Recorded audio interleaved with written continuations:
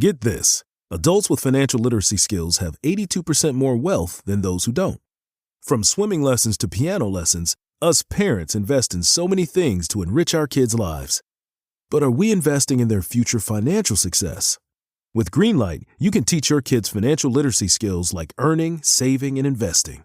And this investment costs less than that after-school treat. Start prioritizing their financial education and future today with a risk-free trial at greenlight.com/Wondery. Greenlight.com/Wondery. Greenlight.com/Wondery. This is Fixing Famous People, the podcast where two reality television producers pitch solutions to save celebrities in dire straits. But first, let's get to the Prefix, your weekly pop culture roundup. Christopher, for the past few months, I've been waking up every day with these dueling issues that run our world. It's either the tariffs or immigration. And I lay in bed and I form my opinions so I'm not shamed for being uneducated by those who live and die to talk about these only two topics. And then you wait for something important enough to come along to knock these off of the international breakfast table. And then you find out that Elizabeth Hurley is dating Billy Ray Cyrus. And you say to yourself, is anything else more important than truly. this? Did anyone have this on their bingo card? Because what's happening? I don't know. Does Elizabeth Hurley have the internet? Can Elizabeth Hurley read? I think is one of the optimal questions. Thank you. Here. Thank you. Whew. This is the thing. We have been reporting since last year that like multiple family members coming to the internet to be like, my father is mentally unstable and crazy. And like, I mourn the person that was my father because that person no longer exists, etc. Like, am I paraphrasing or is this what they're saying? No. The Syrai have turned against their one-time patriarch. They absolutely have. I wish my dad was still here, but like an absolute monster is in his place, blah, blah, blah, blah, blah, blah. Correct. So Elizabeth Hurley's like, ding. She's like, ding dong. Like, she says, ding sounds dong, like happy a man Easter. Right. Yeah. And she posts the two of them, what word shall we use? Canoodling on Easter at some ranch or corral. They're all up in each other's. Elizabeth. Who are they? Bradley Cooper and that like 18-year-old girl that he was dating? Is that who they're taking their PR Where he was like reading from? that book. Wasn't he reading Lolita to her? Like quite literally. Yeah. Yes. Remember that? Never forget. Will Billy Ray's ex-wife Fire Rose be releasing a statement? Is of course we've not heard from Fire Rose Cyrus yet about standing by for Fire Rose to enter the chat is what I'm saying to you.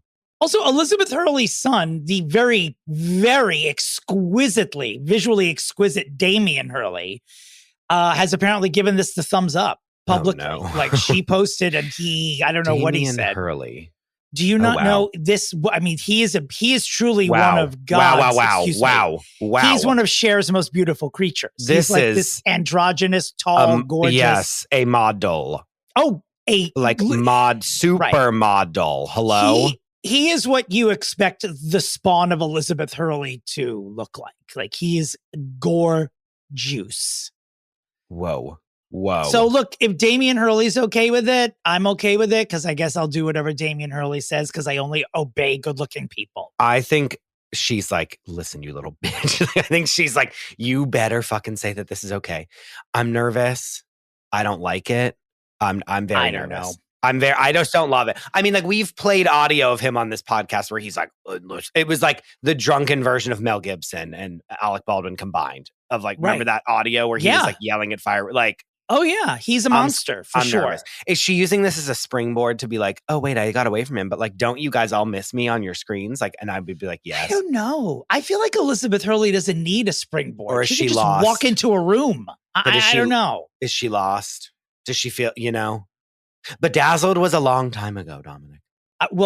So was Austin Powers. So was Hugh Grant. Like her peak was definitely a while ago.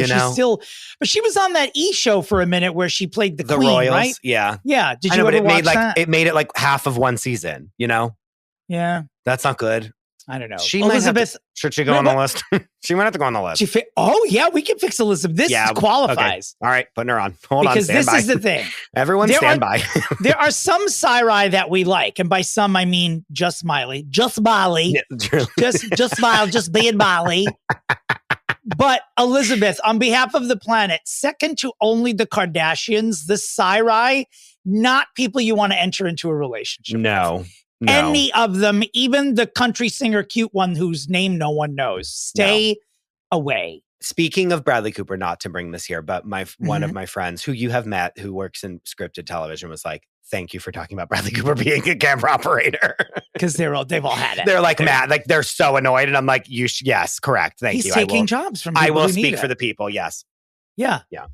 I don't know that the Pope is a pop culture figure, but he's deceased. He is. He is Pope culture. I'm here every Wednesday. Pope culture, he's dead.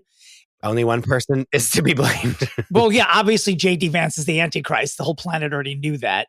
This is my favorite thing about, there's only one funny thing about the Pope passing away, is that he passes away in the middle of the night, U.S. time. And then like 8 hours later, my phone, because I am somehow signed up for alerts from every news agency on the planet. I'm so nervous. I keep getting alerts and emails, Pope's cause of death revealed.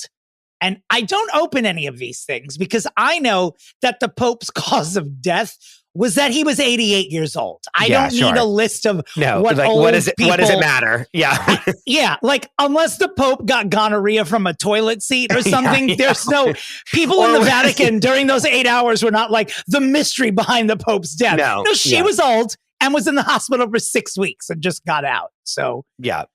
God unless bless there was the like Pope. a murder. Yeah. Like unless he was shot in the head. Yeah. It's not. Yeah. Where does the Pope go? Like, if you're the Pope, you go to heaven. If I'm the Pope, I'm going up there and I'm like, nice to meet you. Where's Tina Turner? That's the first thing I'm doing if I'm Pope. Or Whitney Houston. Those are the people I want to have brunch with if I die. Yeah. And that's it. Even like, no offense to JC, but maybe before Jesus, I'd want to see but he's Whitney already talking to JC. down. He's Jesus and him are they're talking. Correct? Jesus. Correct. Like correct. They're incommunicado together. Cause of death revealed. That's a friend. That's not someone I'm wishing to meet. Like that's a friend that he. No, they're already tight. They're already tight. JC's the one who put him on the list, probably. Yeah. Cause of death revealed. Okay. God. But anyway, apparently he died of a stroke and heart failure and all unsurprising things. Angela Lansbury need not be called to solve this. Sure.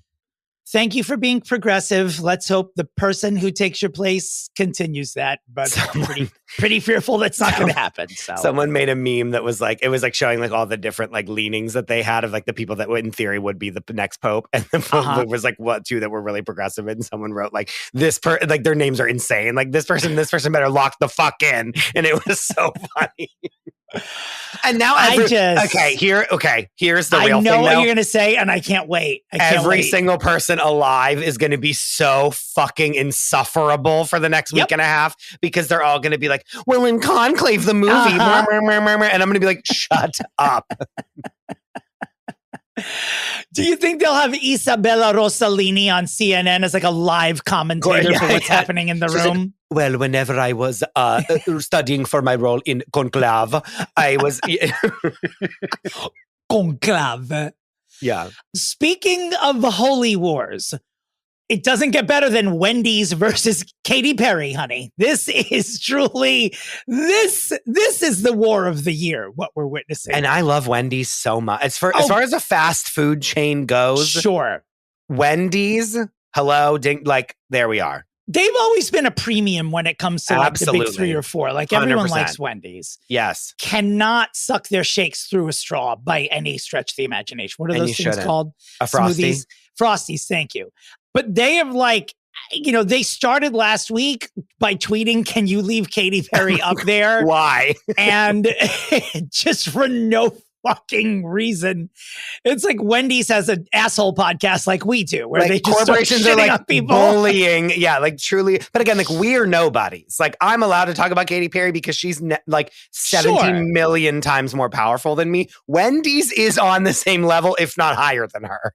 And Wendy's people from Katy Perry's camp releasing a statement saying like, this is upsetting because the logo for Wendy's is a woman and this was about women. Like, Wendy's actually knows it wasn't about women, so don't come for Wendy, Katy. Yeah, no, don't do that. Be like, why is this fast food chain bullying me? Then I would get on your side and be like, you're right. Why are they doing this?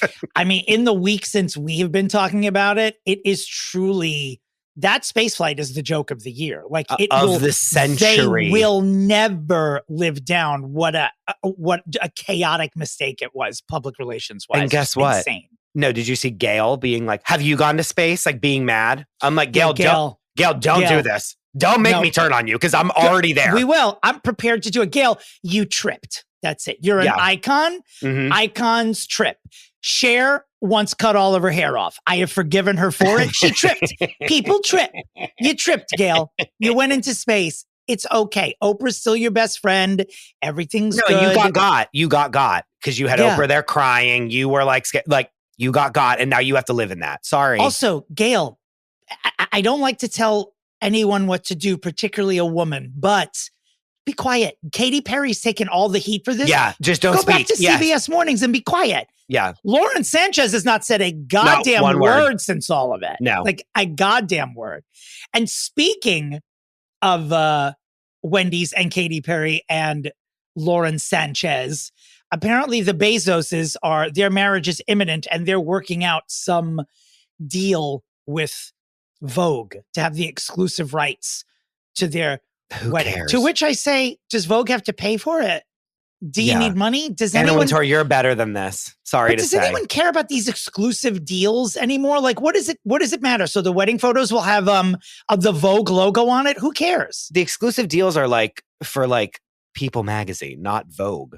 You know what I mean? Like this is actually cheapening Vogue, in my opinion. I agree with you. I totally agree with you. Like this should not be like, it's like Vogue is supposed to be like editorial, snobby. But I bet you he backed the Brinks truck up and was like, how much money do you want? Like, I will literally give you whatever. He was probably like, it makes sense for him because it establishes them as this like hot shot couple. You know what I mean? Like for them, it's a genius move. But for Vogue, it's terrible. But he was probably like, oh, this dying medium that is magazines. Like, how much money do you want? And they were probably like, okay. Yeah, I guess. Because right? Like I'd be like $50 million, sure. A, neither one of them needs the money, and B, just the exclusive rights to shit anymore. Is that a thing? Like, if the moment it appears on the internet, you're done. We're all screenshotting it and sending it. No one's going to be like, did you see what Vogue posted? You're just going to Google Jeff Bezos if you really need to see Jeff and Lauren's wedding that badly. Yeah. This wedding dress, what's she showing up in? Pasties and like a napkin? What is she going to wear? Well, Dominic, on Chelsea Devantez's podcast, we did a live Zoom breaking down Lauren Sanchez and Jeff Bezos's history and then their love, like how they got together and then like what we think the wedding is going to be. And I think that's out today, ? If not, watch this space and we'll send the link to it. But the live rewatch is coming up soon. So I answer a lot of these questions. I think in the actual wedding, it's going to be like lace and like really conservative and like long sleeve lace, like with like a long, big, huge princess shit. And then when she gets to the reception, she's going to have like the mermaid hourglass, like fit to her to a T with her titties to her like neck. They're already there. They're higher now since she was in space. I heard they didn't descend after they were in her neck. They never came back down. Nope. And then eventually, she's going to be in like a lace bodysuit with like basically nipple tassels. Yeah. Well, remember to the inauguration, I believe she was dressed as a French maid. So I'm really looking forward to seeing what she rolls up in at her own wedding. We also discussed that outfit on the episode, so get ready. Dare I say, I know what we do. I know what Chelsea does. I know what the Bezos Sanchez's do. But in the grand scheme of things, I don't care about her or her wedding. I'm surprised Vogue is going to get an exclusive for any reason. Like, who gives a shit? No, because they are pumping it. They are like, we now need to like refocus everything and have it be about the wedding and not this space thing. They want to put this in the past now. And so they're like, aren't you sheiks? Are we excited? Blah, blah. And everyone loves wedding shit. It's really smart for them, I will say. I actually Vogue or the Sanchezes? No, the Sanchezes. The Bezos, who we were calling El Jefe on the thing. Cute. Yeah. Like it. I have to tip the hat to the Sanchezes because it is smart. Well, good luck to them. Good luck to that man and that woman and that French maid. Speaking of French maids, let's talk about Drake. Drake's Aubrey O'Gay himself has amended the lawsuit that he's filing against everybody to now include Kendrick's Super Bowl performance. He's just like, oh yeah, and this thing too, which you did after I filed the lawsuit, which I'm now lumping into my defamation shit. Drake, grow a pair, baby. Release an album. Do something other than this. It's not worth it. It's not. These like lawsuits is just like, not for nothing. I kind of think he's valid to have like a defamation lawsuit because he was like, I think he could win it is what I'm saying. But is it worth it to win this when the social ramifications of it are so bad? Unless he thinks that the damage has already been done. Because I don't know how his image digs out from him looking like such a apparently, wimp. He released a song called Crying in Chanel, which I don't know how the fuck that we missed that, but that would have been, we would have done 3 episodes just on that But this song. is big. Go ahead. This is sort of a big slap in the face, actually, to him. He does this song called Crying in Chanel, which we have to listen to because I'm sure it's like, you want to talk about Birkins on the knee pits? That's this song. This is worse. Yeah, it's absolutely worse. So then Chanel makes Kendrick Lamar the face of Chanel, right? Isn't that what it was? He is a brand ambassador now of Chanel. 2 months after Drake releases a song called Crying in Chanel. That's bad. When the world's against you, take a vacation. That's all. All Drake needs to do is drop his lawsuits, disappear for a year, and then stage it as a comeback. And when he comes back, people will they'll like him again. Back to Marvin's room. That's what we need. Not amending my lawsuit. Like, give me 17 breaks. I like that you always land on 17 or 17 million. Yeah. As I said last week, give me a break for the rest of my life for Katy Perry. Yes, for the rest of my life. I feel like we say this every week, but the world is worried about Justin Bieber. I'm growing increasingly worried. So apparently he goes to Coachella. He is seen smoking a joint next to his 15-year-old brother as his wife then intervenes and is like, you can't do that. People are videotaping. Also, your brother's 15, blah, blah, blah. And I guess he was walk down the street in New York City and people are doing that every single day. Right.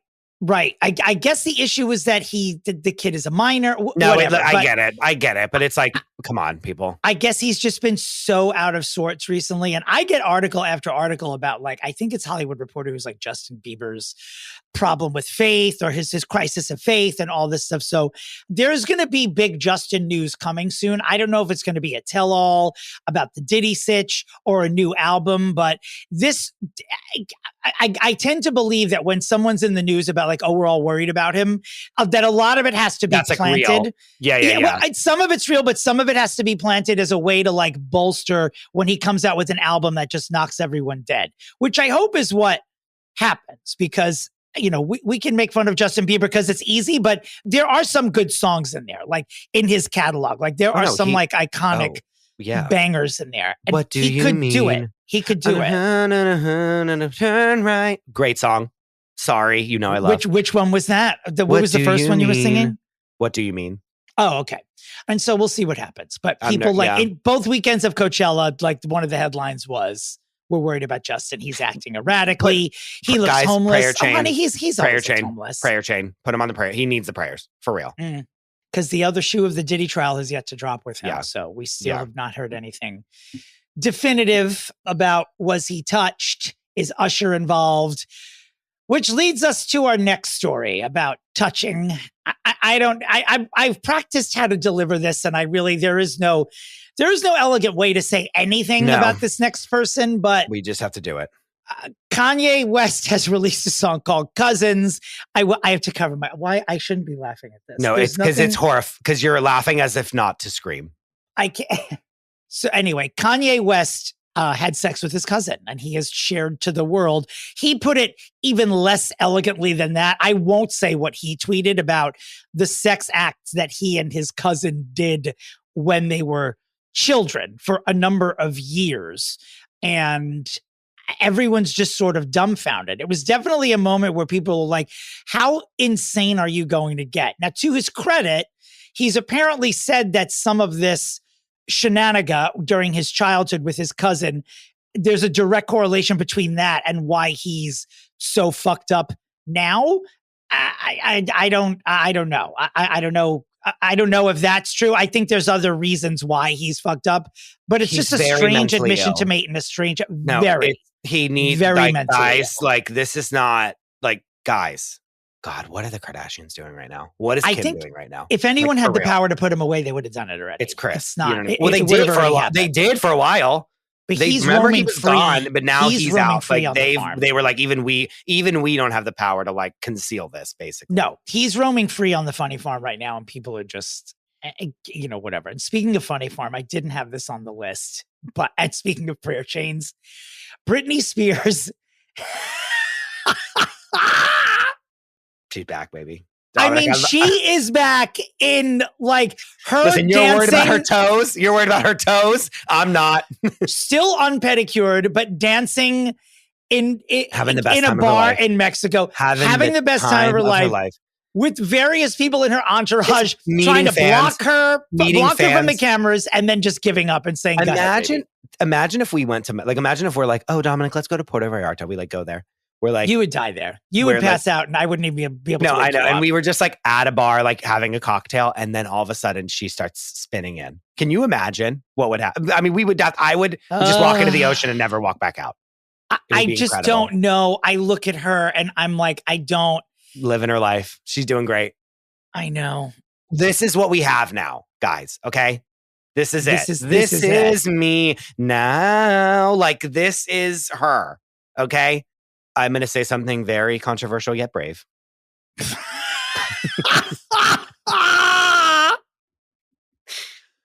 Yes. I miss the knives. I want the knives back. I want her clanging those knives. I'm ready. You already know what a danger she is to herself and, quite honestly, the rest of us. And you want her to reintroduce cutlery into her ensembles? I miss the knives. I just must speak my truth on this platform that I have created with you. I miss the knives. You're a controversial figure. You are. Because on one hand, you have us lighting a candle and praying for this woman every day. And on the other hand, you're like, hand her sharp objects. No. Give her weapons that do nothing but destroy. Her and others. Yes. Oh, God. I must tell. I have to be truthful about myself and my feelings is all I have to say. But Britney's back. Let's be truthful about our feelings for this next story. There is a reboot of Clueless on the way. The movie Clueless is going to be a series at Peacock and executive produced and starring Alicia motherfucking Silverstone. I don't know the details yet. I mean, obviously she's going to be playing Cher Horowitz again. She won't be in high school. I don't know if she's going to have kids that are clueless or in the high school. I mean, come on. The thing I'm most worried about is two things. A, how dare you, without Brittany Murphy being alive, bring this back? How dare you? Correct. There should be like a shrine to her character in like Cher's house, by the way. Right. Someone's going to have to, I guess, dig in mothballs and yank Breckin Meyer out of there as well for all this shit. But are we bringing Stacey Dash back into this? We better fucking not be. Ooh-wee. I'll take Paul Rudd, though. Yeah, sure. I mean, I'll take Paul Rudd being married to Alicia Silverstone in this reboot, but also Alicia, not for nothing, but Alicia Silverstone is like hawking some weird medical pill. Like she's in what, like an Ozempic style, or I just something know. a little like herbal, a supplement. It's very California. You know what I mean? It's very like, here's this like herbal supplement that I have that like she's up to stuff in the weird in the health space that I'm concerned about. So God only knows what this press tour is going to be like when she gets out there. Well, if she's got anything that could help people medically, she may want to send a care package to Harvey Weinstein because he appeared in court this week. What a transition. The queen of segues, baby. I'm queen. I lay in bed at night thinking, how can I link Harvey Weinstein to Alicia Silverstone? He appears in court this week. No one even cares why he's in court. They're all just looking at him and going, did he die 6 weeks ago? And they're just weekend at Bernie in this bitch? This is a weekend at Bernie situation. Hollywood Reporter releases an article. It's like the elephant in the room is Harvey's health. That's the room. It's not the elephant. It's the whole room. Like, yeah. I know that he's very, very ill, but I have to believe that we're laying it on a little thick in the hopes that they're like, get out of jail and die at home, where he would absolutely live for another 10 years, find a miracle and cure, be like, and then I was really trying to just blah, blah. His and then go to so Zurich. Weird. Right. Yeah. So get correct. On behalf of the world, now that the Pope is up there, maybe he can pull some strings and say, you know what? Can he talk to Jesus? Get Harvey off that mortal coil, put him down where he belongs.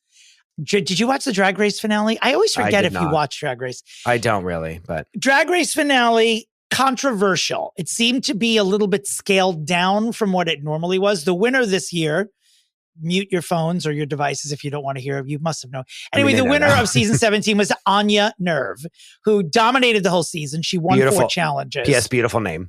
The best, maybe one of the best in Drag Race history, actually. But she was in the final up against a young queen called Jules Sparkles. She did a million stunts and reveals and flipped and clicked and clacked. And Anya did nothing. She just stood there and lip synced the song old school club style and won. And a lot of people were up in arms because she didn't quote unquote put on a show. And I guess won for the breadth of her performance during the season, not for the lip sync, which is always a thing with Drag Race anyway. Like people always have shit to say about it. What I will say, Mm-hmm. for what I'm about to say, but don't get the gays after you. We're almost there's times when we are. I mean, Hassan has watched every episode of the whole thing, so it is on in my home. Like, so I am catching it, you know, right? And there's times when it's like, oh, here's this lip sync, and then someone can just do a death drop or do a split, and so then it's like, wow, and it's like, okay, no, we've been doing this since season 1 of the show, and it's like, if you can't do a split, that's what, you know what I'm saying? Like, just because you can do a split doesn't mean you should go on and the other person should not. Yeah. Dominick Pupa on Drag Race does what Anya Nerve did. He just stands there with a microphone and pretends to sing someone else's song. I do a death drop, but I just fall down. Like, it's because I fell down. It's not because I'm meaning to do it. Is that a death drop? No, I'm an alcoholic. Thank you. Like, I tripped and fell on my face.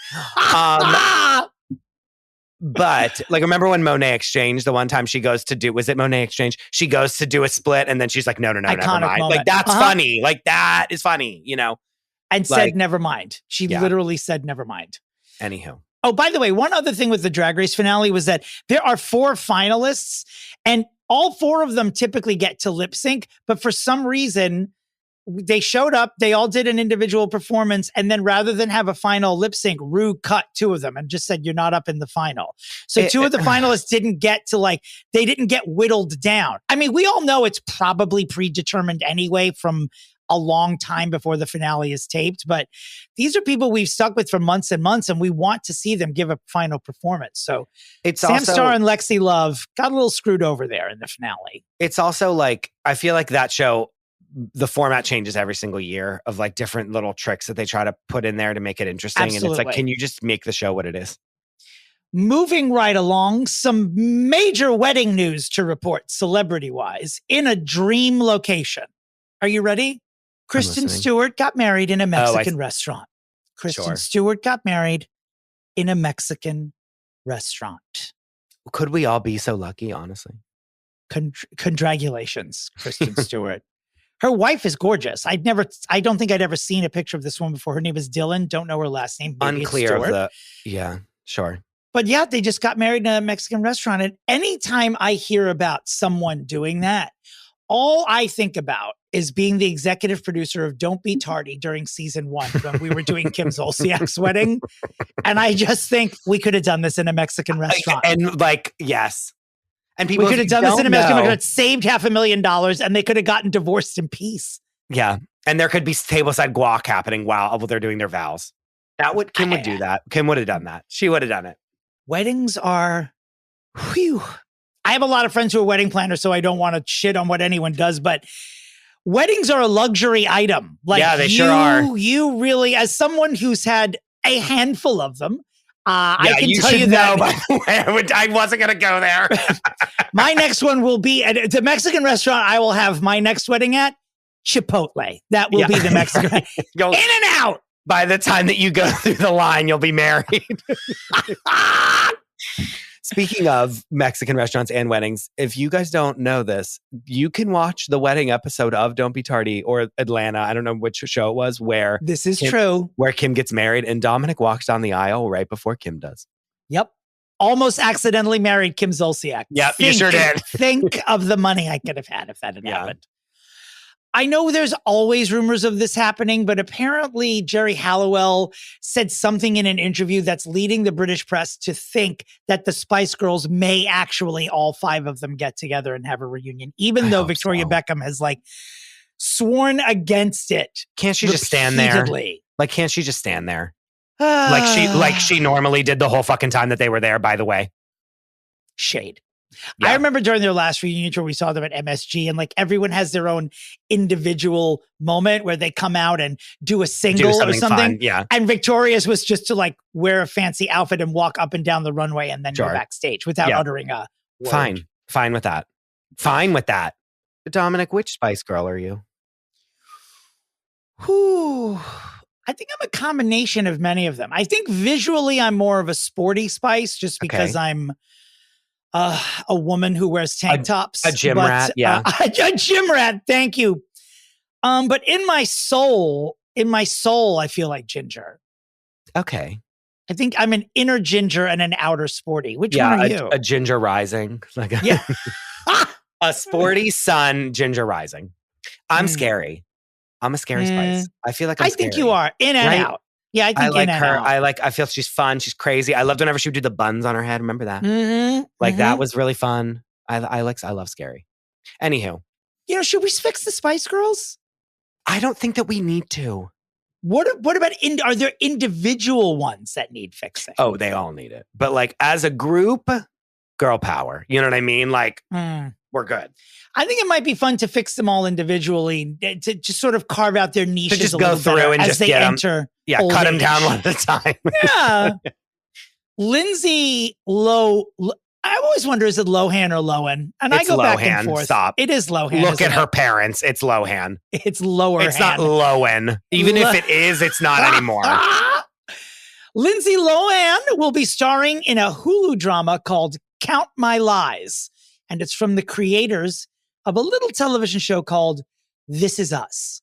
Count My Lies, I'm reading now from The Hollywood Reporter, centers on compulsive liar Sloane Caraway, who bluffs her way into a job as a nanny for a gorgeous and charismatic couple.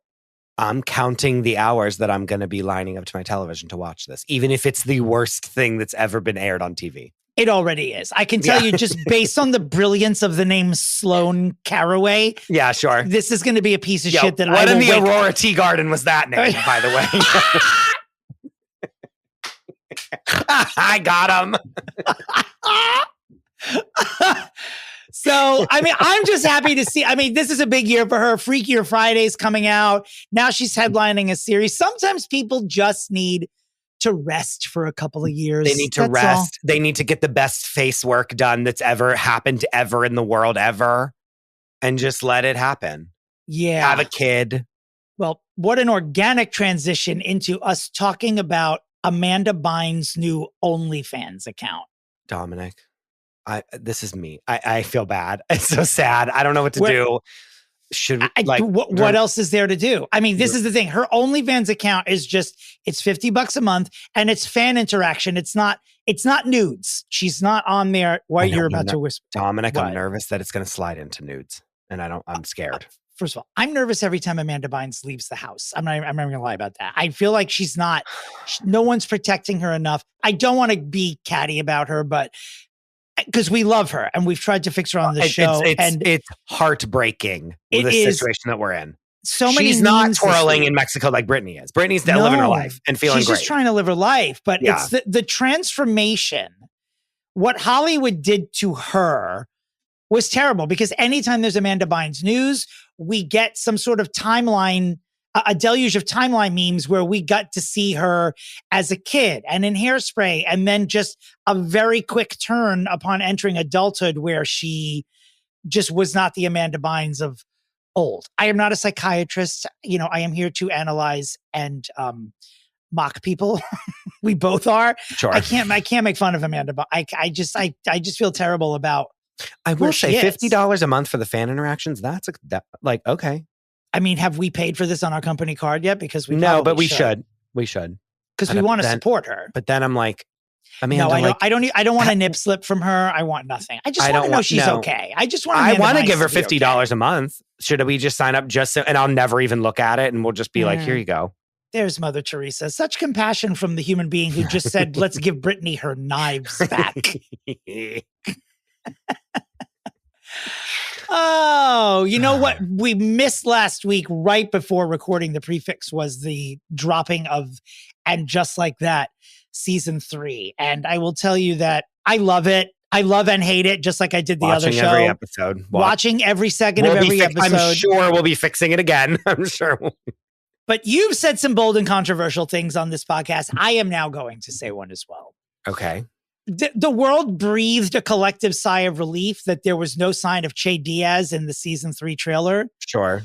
I just simply, perhaps it's because of my physical resemblance to them. Sure. I did not hate Che Diaz the way the rest of the planet did. I didn't. Okay. I didn't either.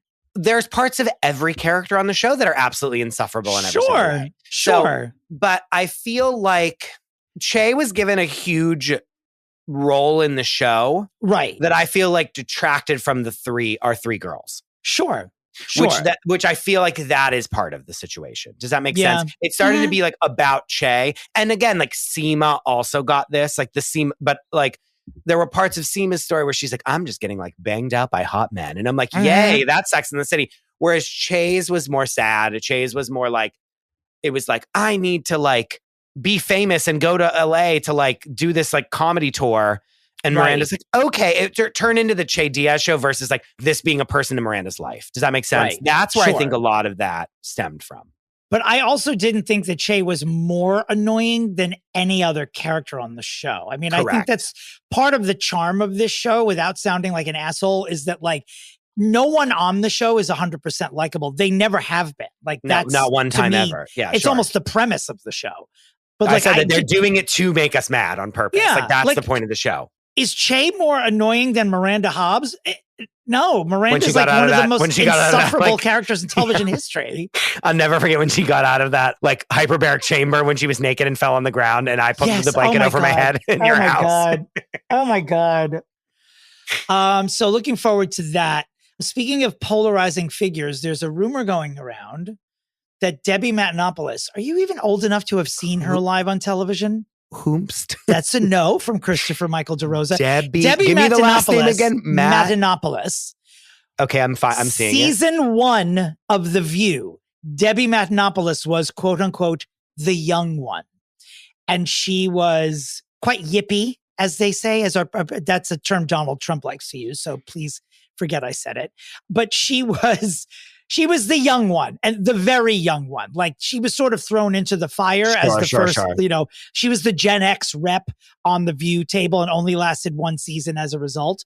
She's at various entertainment correspondent gigs in the decades since then, but now she is rumored to possibly be a contender to go to the Real Housewives of Beverly Hills. I mean, so I'm down. Perhaps I'm speaking only to the you would love everything.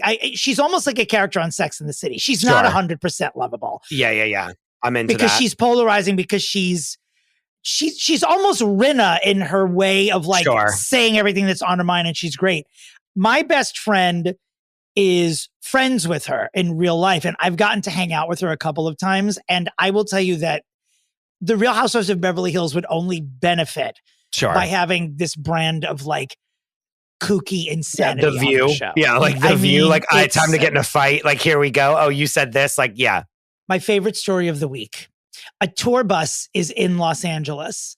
They pass Rob Lowe on the street. I can't. And they announce to everyone on the tour bus, ladies and gentlemen, look, it's John Stamos. No. Yes. Rob Lowe basically gets on the tour bus, takes the microphone, and in so many words says, what the fuck is wrong with you? Yeah. And no one knows yet whether or not Rob Lowe was joking or not, but looks at the dude who made the announcement and is like, you need to get better at your job. It's like, oh, all right, take it down, Rob. Take it down a little. He's just, What it's just an intern. That is one. I have 4 letters for that, and that is SLAM because that is a it was great. slam. Oh my God. Coming up on the a la carte, a lot of kooky fun stories here. A little update on Fire Festival too. I can't. Spoiler alert. You want to talk about Give Me a Break? We'll talk about it.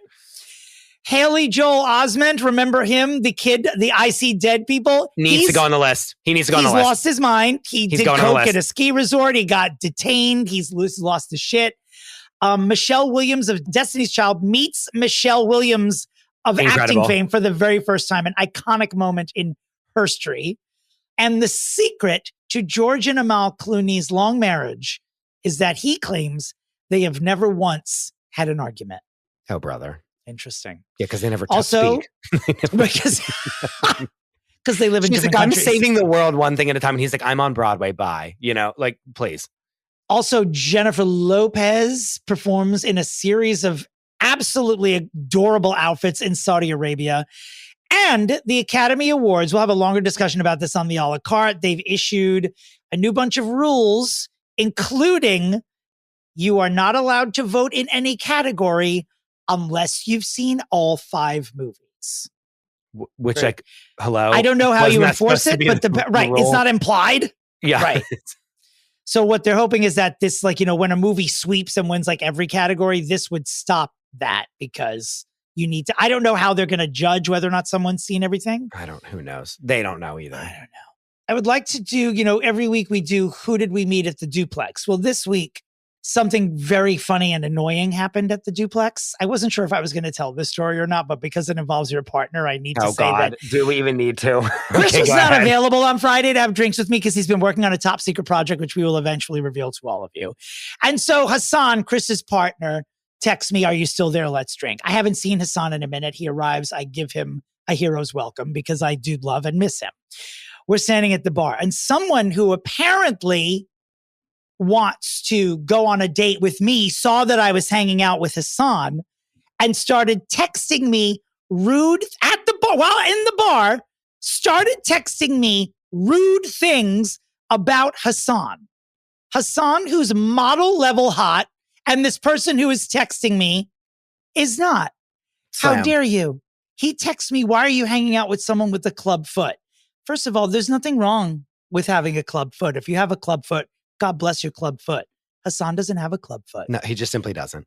This person was disable shaming in order to get my attention. And sir, that is not the way to get me in the sack. Absolutely not. P.S. The next time I see this person, as the kids say, it's on site. Mm-hmm. I'll have you know, that wasn't the only insult that he lobbed. A lot of balls and a lot of drinks on his part. Yeah. But also, when I got up to confront him, he had left the bar. So when he sent the most damning things, he was probably already in his Uber. Yeah, sure. How dare you, sir? How dare you?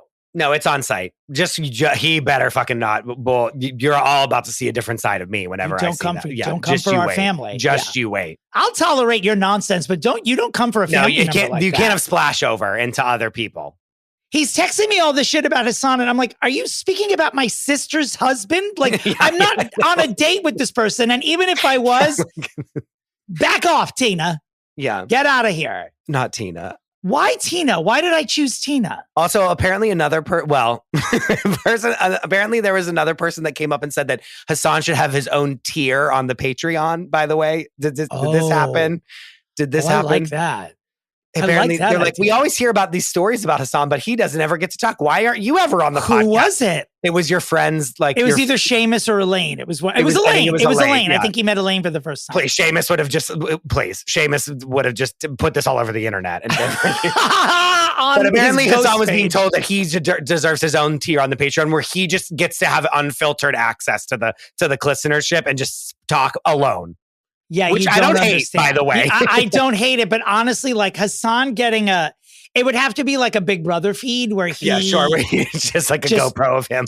Where it's 24 hours of him, and you will see that he doesn't stop talking. Does Hassan talk in his sleep?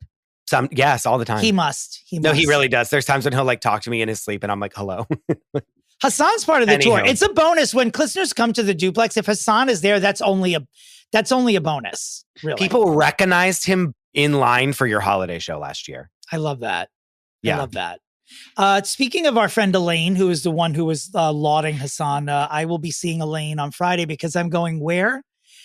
Puerto Rico. Oh my God, you're leaving on Friday. Oh my God, I forgot. My heart's devotion. I'm so excited. That's why I've been tanning and I'm wearing a white tank top today to show off not only that I've been doing the Planet Fitness 9-minute tanning booth, but yesterday I got an Aqua Gold by Botox facial, which has given me a glow. I am tighter than Anne Hathaway in a ponytail right now. Here we go. At this face. Here we go. All right, we have to go.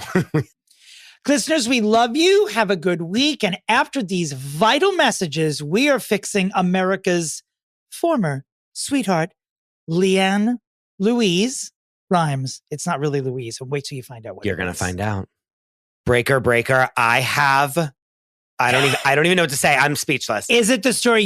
This is your headline of the week.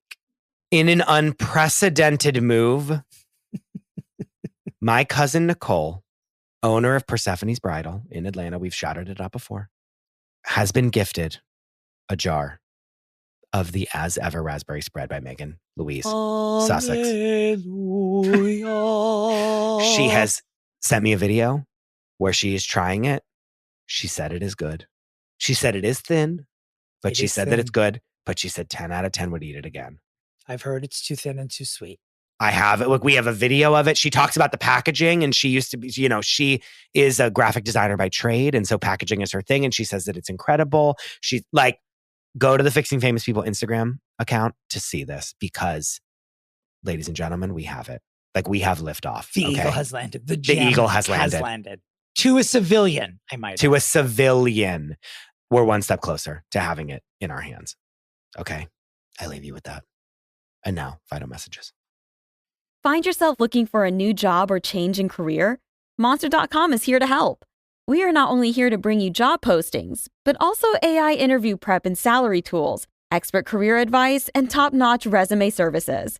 We've got everything you need to land your perfect job fit. Discover the magic of finding the ideal job with Monster.com. Your future starts now. Visit Monster.com today. Your next job opportunity is just a click away. Dominic. Christopher? We have a returning guest. You know where you love her. An FFP friend of the pod, a legend of the pod. Natalie Katona, here she is. Oh my gosh, here I am. Begging to come back, a bated breath. I literally sit by the phone going, I wonder if Chris or Dom are going to call today. Well, we actually make phone calls with our phones, so we could do that. I beg. I have nothing better to do than to take phone calls. I've stopped saying to Chris when I call him, I'm like, can you believe I'm an old person who still uses the phone? Now I'm just like, yeah, because so am I. Who I am. Yeah, like, he's an old person who also uses it. We talk. I love a good old-fashioned phone call. I love a phone call. A good old-fashioned chin wag, as I like to say. Yeah, Jesus H. What's wrong with me? Okay. We are here today to fix one LeAnn Louise Rhymes. Or is it Louise? We'll find out. We won't know. We will soon find out. And the inspiration for this, let me just very quickly, Dominic, tell you that when we were in Los Angeles, this was 2 Decembers ago now? It's crazy that was 2 years ago. Wow. You and Natalie. Natalie and I, we went to, with Hassan and Julia Washington, we went to a very strange karaoke bar, question mark, a place to do karaoke in Los Angeles that was in the middle of nowhere. Where the fuck were we? We didn't know, but we really wanted to do karaoke. The guy at the thing was Korean, did not speak any English at all. He hated it was us also. It was not for us to do it there. It was for the Koreans to go and be Korean and do karaoke. However, did we show up? We sure did. Did we go there? Yes. You know how they give you a score at the end of the song? Some of those karaokes? Natalie and I sang LeAnn Rhymes' version of How Do I Live Without You? Right. And we got a 100%. A perfect score. A perfect score. A perfect score. I was like, someone put me on American Idol. Wow. Someone called Katy Perry. Not to burst y'all's bubbles, but you know who else got a perfect score? Ray Gunn when she was in Australia before the Olympics. She got a 0 The breakdancer. At home, she got 100, then went to the world stage and people were like, WTF. hef. Okay, well, that was rude and you didn't need to say that. Take it down a notch. Also, to some Captain people- and Tennille. To some people, Raygon is a hero, an icon, an inspiration for all of us who think we have talents and want to show them to the world. Right. Okay. Well, I wish you from God. Ashford and Simpson to the clouds is what I wish for you for the hot duet. Natalie, I'm not going to ask you your opinion of this woman first because we need to do we were at that point of the broadcast. We have to do the middle name game. LeAnn Rimes, born August 28th, 1982. Surprise, surprise, she's a fucking Virgo. She was born in Jackson, Mississippi. Natalie, Christopher, what is your Dominic. guess for LeAnn Rimes' middle name? I've been thinking about it all week, and I'm going to go. I'm going to go with my mother's middle name, Renee. Oh, Beautiful guess. LeAnn Renee. Beautiful guess. I'm going to say, I mean, honestly, Louise has been coming to me for like not as a joke, but like I'll die if it's Louise. P.S. When will the first person be? Someone will have to have Louise. Like, who will be I may Louise? need to insist on having someone who Just- doesn't even need to be fixed just so I can say it's Louise. I want to say it's Renee's such a good guess. Elizabeth. Okay, here we LeAnn go. Elizabeth Rimes. Those were my glasses closing, listeners. The ASMR. LeAnn Rimes Cyprian's middle name How dare you? is Renee. LeAnn. Her real first name Fuck. is Margaret. I thought you'd tell us when. I thought didn't you'd this time. tell us when the There stage actually is are open. no rules to this game. Dominic just gets to do whatever he wants. Margaret. Now, we're going to discuss Margaret LeAnn Rimes in a moment, She's but so not a Margaret. How because is a I LeAnn a middle knew name? Natalie would call bullshit about my changing the rules of the game because normally I do. What I would normally do is say, LeAnn is her middle name. Let's look at someone else's middle name. But I thought we'd have a little fun this week. So what we will do anyway is have the two of you guess Brandy what Glanville's middle name. her husband, Eddie Cyprian, what is his middle name? Oh, is his full name Edward? It is Edward Cyprian, or his birth, first, and last names. See, that was the clue that something was up because I normally do say that. And this week I wanted to see if anyone would know Mhm. that I omitted it. I pulled what's called an Agatha Christie. I'm calling my lawyer. Edward Cyprian, born June 16th, 1973, a Gemini. Yet another surprise. He is age 51. He was born in Burbank, California, because that's where Yeah, everyone of who course he looks was. like that was born. Yeah. Tracks perfectly. Ralph is my guess. Oh, okay. Edward Joseph. Oh, that's good. Edward Carl Cyprian. Oh, brother, get me out of here. I don't like either of them. I hate it. Get Chris out of here. These middle names are horrendous. We're done. Margaret Forget it. LeAnn Rimes. Obviously, I know why she went with LeAnn. Can you imagine? This is the child prodigy, Margaret Rimes. Jesus. Yeah, no. Just sounds terrible. No. Marge Rhymes. Marge Rhymes. Or maybe Big she would have Marge. done Marg, like the Helgenberger. Yeah, of it all. Marg L. Rhymes. Yeah. We're lucky someone didn't get a hold of her for a Margot. Margot Rhymes is fun. So LeAnn Rimes' first big song was, I thought is Blue a Patsy Cline song? Yes. I think so. Right? Okay. The problem that I discovered this week is that the reason why LeAnn Rimes never got bigger is because all of her albums are covers. Yeah, like, does she have any maybe. original songs? Like, for real? I thought How Do I Live was her original one, but then I No. also remember that Trisha Yearwood does it. It's Trisha Yearwood's Yeah. song. It's Trisha Yearwood's originally, and then LeAnn Rimes. Listen, Which, like, that sucks for her. You know what I Yeah. mean? Like, it's like, now I'm like, like, yeah, I guess I get why you're not that big of a star because you can't make a song for yourself if you give try. me that birth year again. She was born in 82. 82? Yeah. I was born in 88. So if she was 14, I was her 8-year-old biggest fan. Well, I remember vividly like her being a kid and showing up like on the Today Show and late night shows. And we were like, oh my God. Ooh, like it was like, oh my God. She sounds just like Patsy Cline. And then that was like it.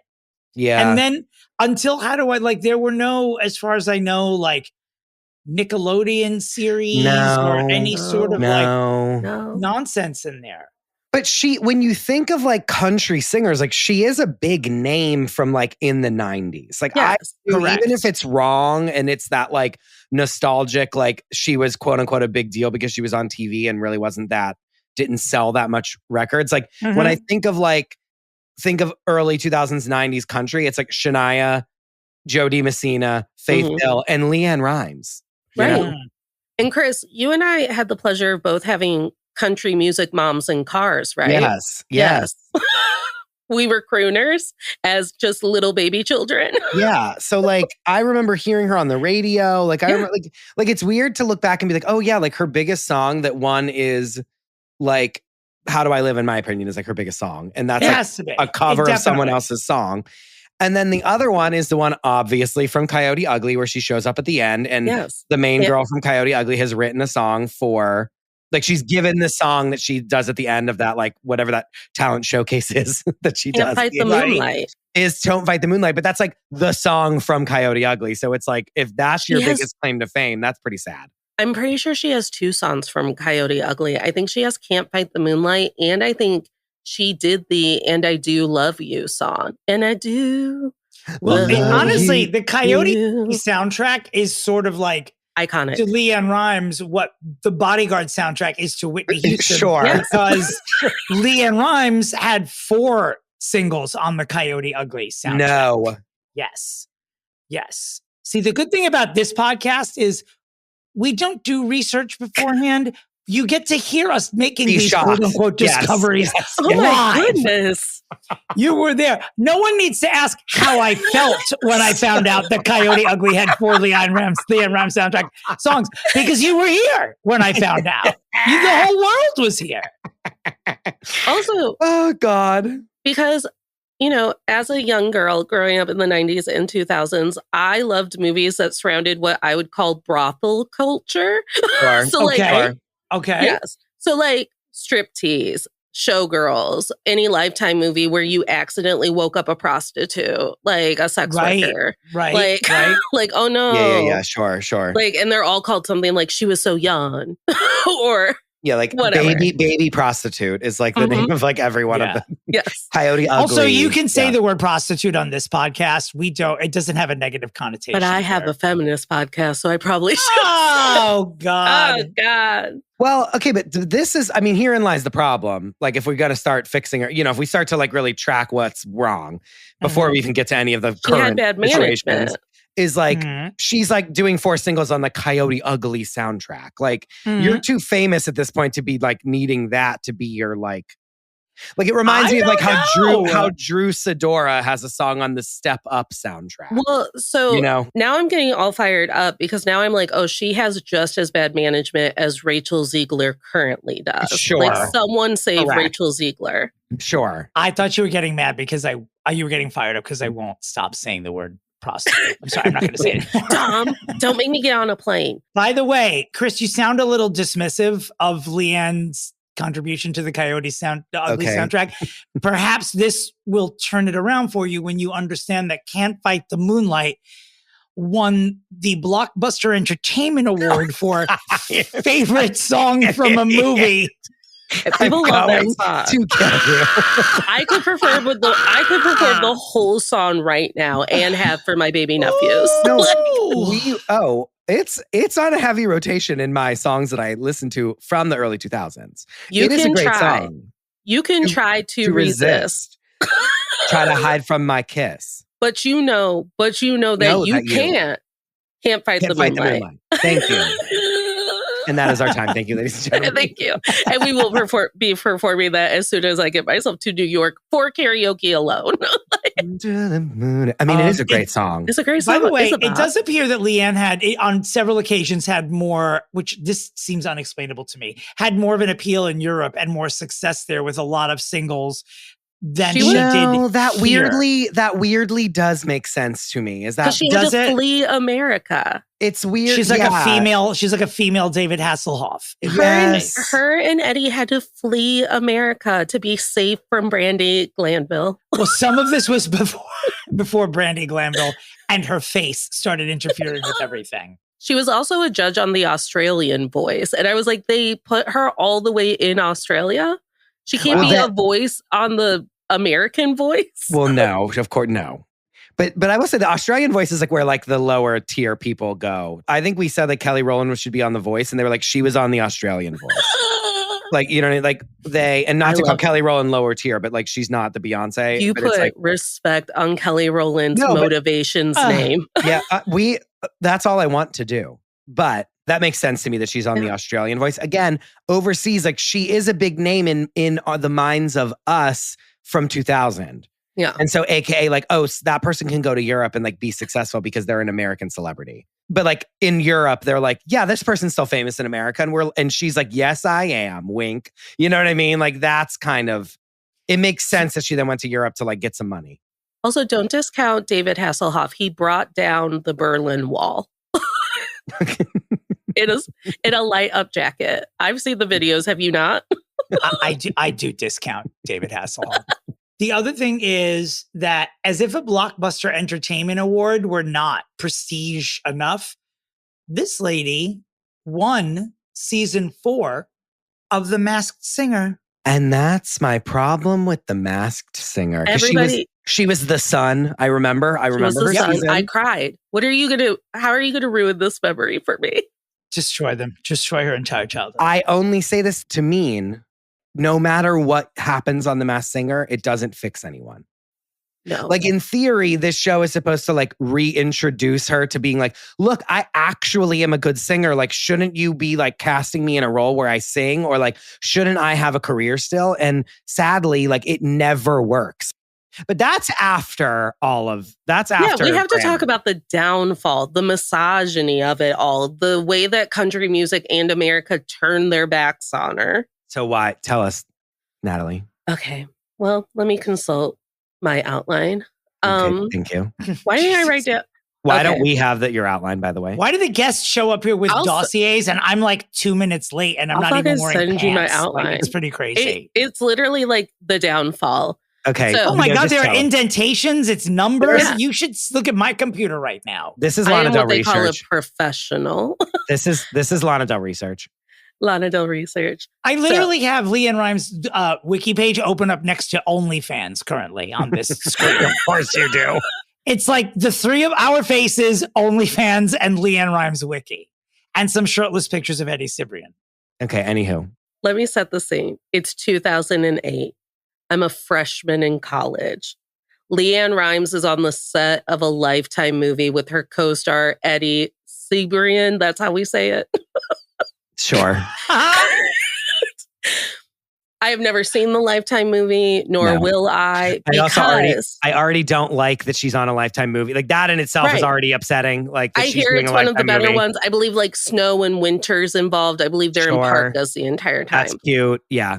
LeAnn and Eddie start an affair on set. They then proceed to go on double dates with their spouses, Brandy and whoever LeAnn was married to at That the would time. be Mr. Dean Shermet. Mr. Dean Shermet. Yep. Is it Oh. Shermet or Sheramet? You know, I try not to learn men's names. And So. Prostitute. Okay, so by the way, have you ever seen It Is Sheramet? And they were married for 8 years, by the way. This wasn't like Brittany how and long- Jason Alexander. This was a real love. And well, how he long had Brandy and Eddie been married and he was cheating on her? let's see, he was married almost the same amount of time. They were married. Brandy and Eddie got married a year before LeAnn and Dean. Okay. And they all got divorced at the same time Yeah. because Yeah. of reasons that can be seen from space, obviously. So they have an affair, which I know is, you know, it's sensitive for people. I mean, But- yeah, sure. I Trigger will warning say- whores. Is that what we're saying right Yeah, now? Trigger Okay. warning horse, cheating horse. However, they have been together for 13 years, so therefore I'm bored with it.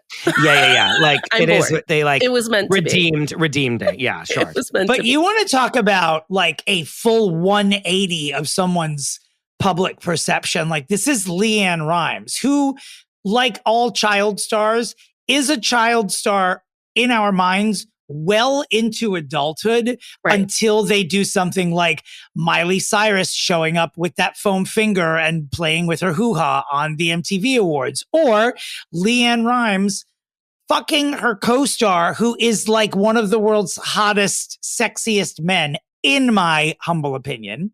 And all of a sudden, LeAnn Rimes is wearing a scarlet letter. LeAnn Rimes, who we are introduced to from seeing Patsy Cline when she was still wearing a training bra. Yes, it's crazy. The part where they're doing the double dates together while they're having the affair is pretty bad. So Brandy writes about it. Like that's bad. That's not just like, oh, like we had an affair and now we're in love and we got together. It's like we had an affair and now we're doing like sexual espionage with our spouses and like doing foreplay by like eating shrimp in front of each other while we like hold our spouse's hand, but are really thinking about the other person, like banging. Right. Like playing footsie under the table at Applebee's. Sure, yes. Sure. The story goes, because it's all from Brandy's point of view in her memoir.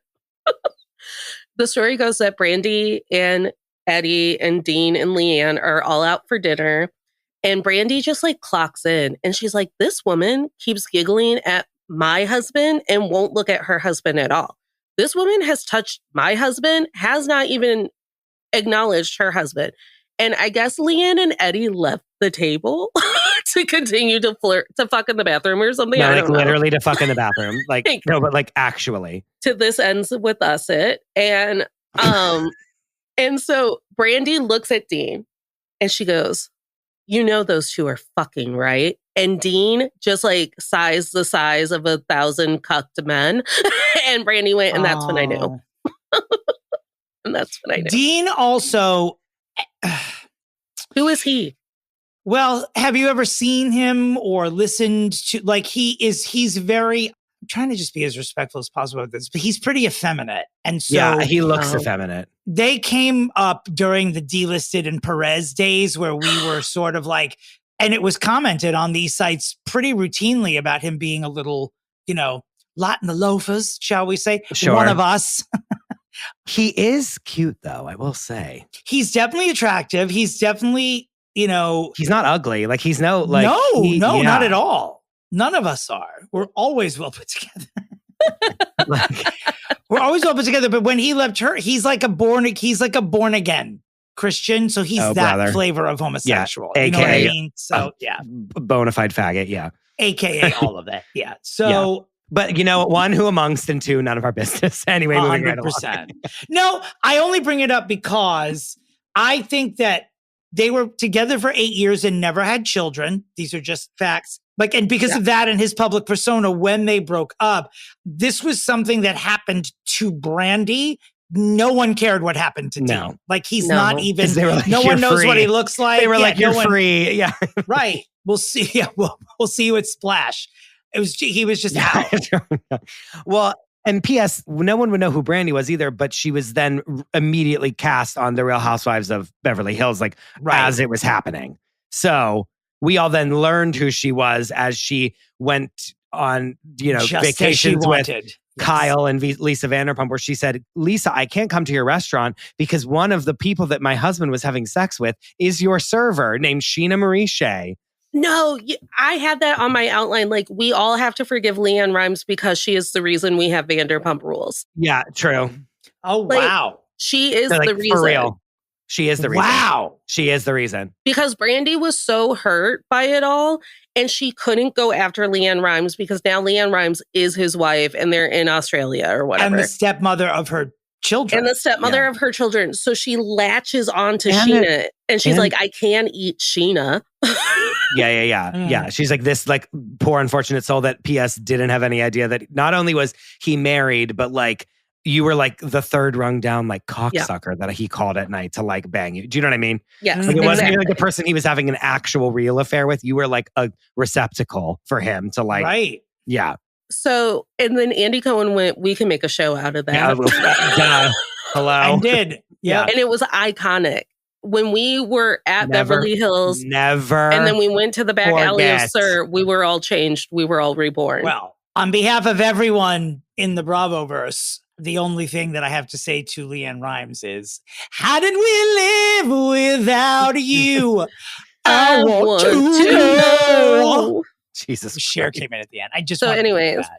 but I will say between LeAnn Rimes, the affair, her being a woman and her husband being effeminate, that's the perfect storm for country music to turn their backs on you. Sure, because sure. country music loves God, country, and women to be quiet. And so when LeAnn Rimes stepped out of her like role as a 14-year-old little darling who was blessed by God, country went, not today. No. And they turned her back on her. That's why I never watched the Lifetime movie, because of all of the salacious headlines and stuff. Like, you couldn't go to the grocery store without seeing it plastered everywhere. I mean, it was a perfect like tabloid story. Yeah. Yeah, You know because what I mean? and her being the most unlikely person to do it. It's sort of like, it would be like Jennifer Garner being the bad guy in the Ben Affleck marriage. You know, like, it's just so weird. Yeah. And it kind of was like a blast from the past. She really didn't have much going on. Again, she was in a Lifetime movie. Like, she was doing Lifetime movies.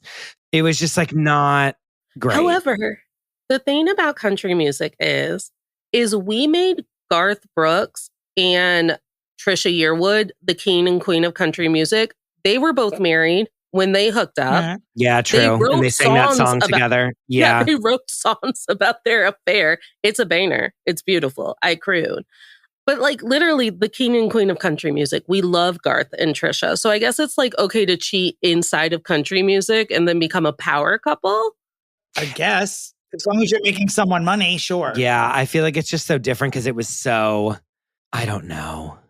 It was just such a good tabloid story, and they were all hot. Everyone involved was hot. Brandy was then on Beverly Hills, so she was using that as a platform to talk about it. It was just like they couldn't brush it under the rug of like what happened. Whereas like I feel like Garth and Trisha, like even though we know like they were writing songs about loving each other when they were like with other people, we know that, but it wasn't like all over my television screen. Does that make sense? Right. Yes. So I think part of her disappearing too was that she literally checked herself into like a program for mental health. Did she? Yeah. Ooh, because she got a lot of shit. Sure, Yeah. that makes sense. I mean, I would. Wouldn't you? Wouldn't you? It makes sense. And it's my understanding that she's continued to deal with mental health problems, which again, Child Star, who is protecting the children's stars. Sure. Of late, as far as projects go, 3 years ago, she released an album called God's Work. Mhm. And she celebrated her 25th year in the music industry with a special CMT Crossroads episode. I am surprised that she did have a CMT, like current Crossroads episode, because she doesn't show up to any country things. Like, it's never like they have like a big thing at the Opry for Dolly and they're like, and here's LeAnn Rimes, voice of an angel, to cover Jolene or Coat of Many Colors or whatever. She's never invited. Yeah, it's weird. It's weird.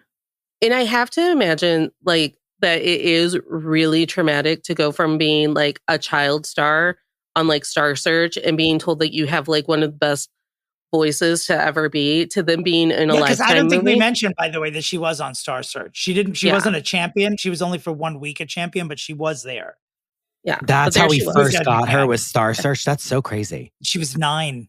We got her from Star Search. We got Britney from Star Search. Wasn't Beyonce on Star Search? Maybe. Was Am I Christina? wrong? I think she was on Star Search, actually. Beyonce was. Okay. Yeah.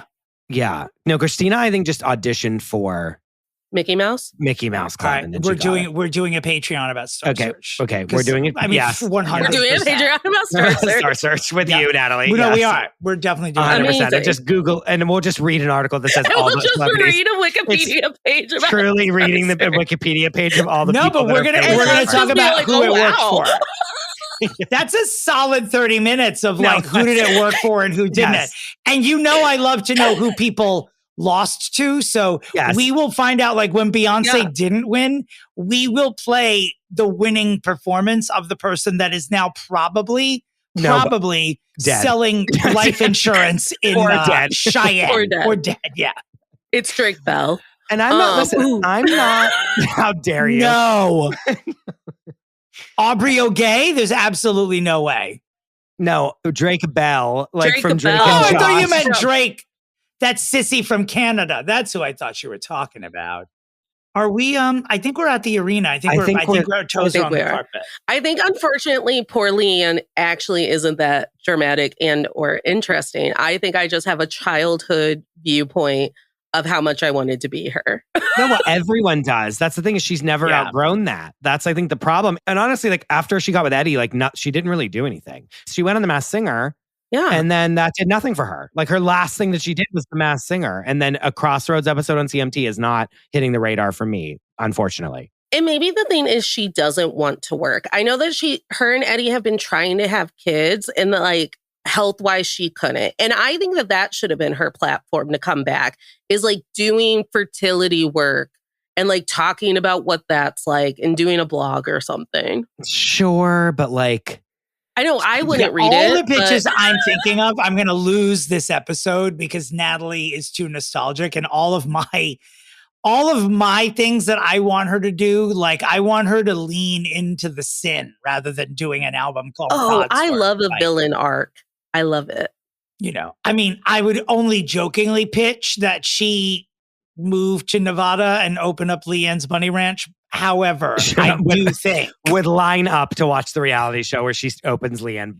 She wouldn't even call it. She would just, you know what? She'd call it Margaret's. That's it. She wouldn't even put LeAnn. Margaret's Whorehouse. Okay, Christopher, right, we're here. We're at the arena. We're in, ladies. Everybody, everyone. Chris DeRosa. Okay, I'm coming out of left field with this one. Okay, I want LeAnn Rimes to start a GoFundMe for Brandi Glanville's face. Oh my God. I want Do you know how much I love this though? I want it to be like a video. You know what I mean? Like you are scrolling on Instagram and it's like a sponsored video that's like, and it's straight up like a light comes up and it's just, and she's like, "Hi, I'm LeAnn Rimes." A la Sarah McLachlan in the ASPCA video. In the arms of the angels. And I want her to be like, "As you know, Brandi Glanville's face is melting off her body."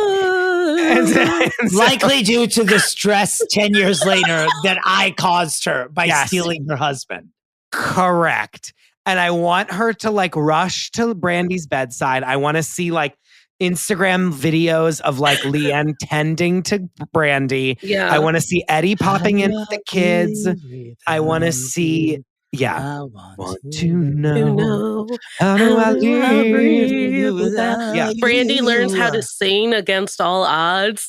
And then I want I literally want to see Instagram videos of her and Eddie like taking Brandi under their wing and like caring for her and like being there for her despite all of the drama. Because in theory, now they have a good relationship. Like it's now that they've been together forever, they're like fine.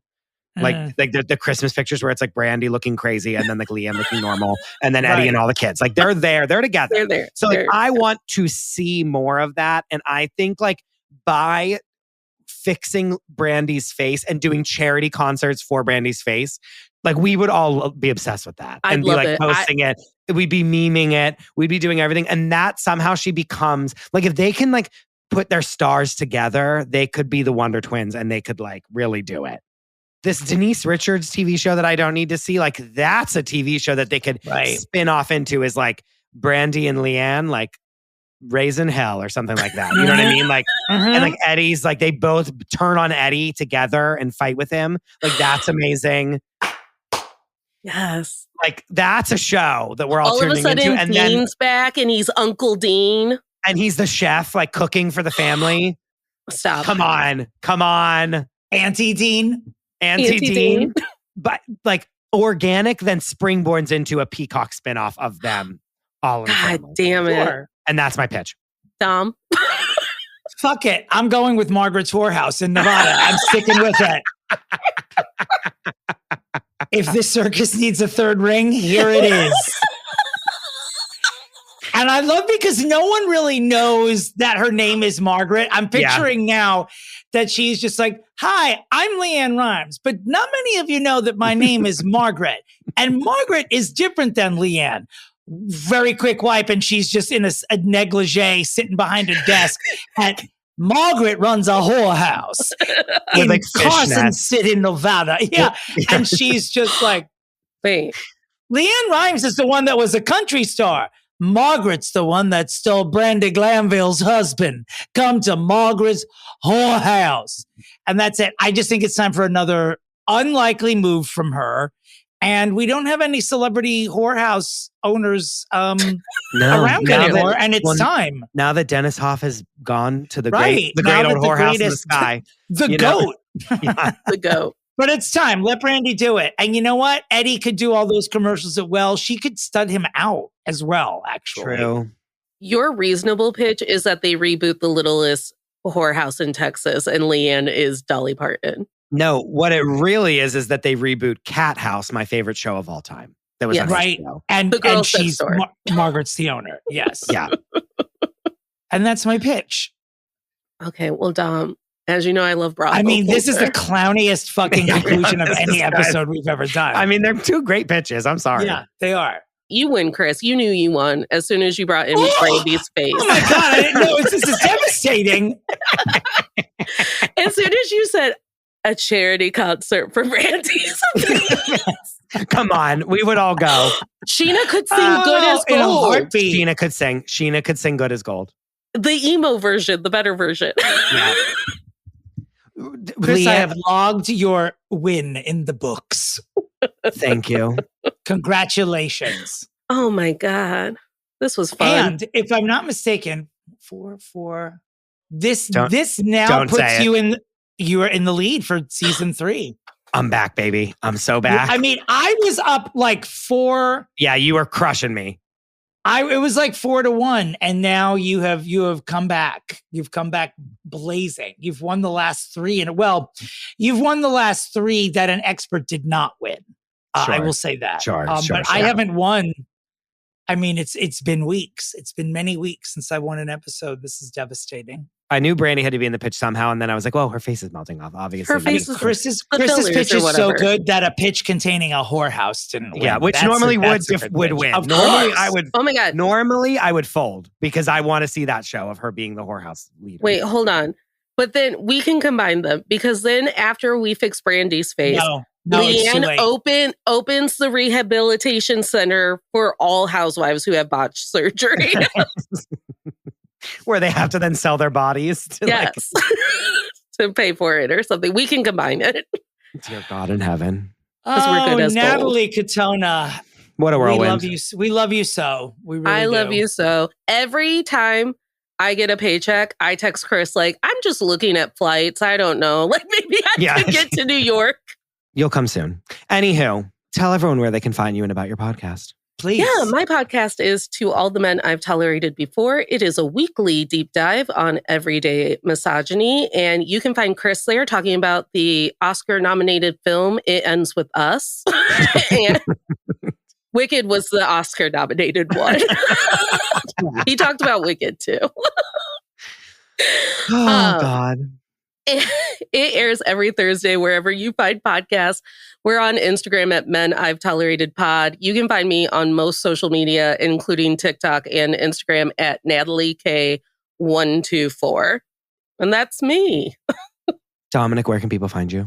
Oh, the website's domentary.com. Instagram is Dominick Pupa. TikTok is Domentary. TikTok's also where you'll find Fixing Famous People Pod, and you'll get to see our weekly reels from the prefix there. Christopher, where can the listeners of this podcast find you on the whirlwinded wide web? You can find me at the DeRosa. You can find the show at Fixing Famous People, and you can find the Patreon at patreon.com/Fixing Famous People. You can also find the YouTube at just Fixing Famous People. And we are desperately close to reaching our subscriber goal. Please join the YouTube. Dominick Please. and I to be able to do a mukbang YouTube video that I know you guys are clamoring for because you're sick fucks. But please go, even again, like you can just go subscribe to us on YouTube and then never look at it ever again. But just subscribe, please, for the love of God, so I can eat a whole bowl of ramen while I'm speaking to Dominick on a microphone. Not tuna salad? We will 100% be eating tuna salad on the mukbang. But you have to, isn't it like a whole, it's like a whole table full of different foods. So. It is. So many noises. I wish you both well. And as always, where's Shelley? Goodbye. She's at Margaret's whole house.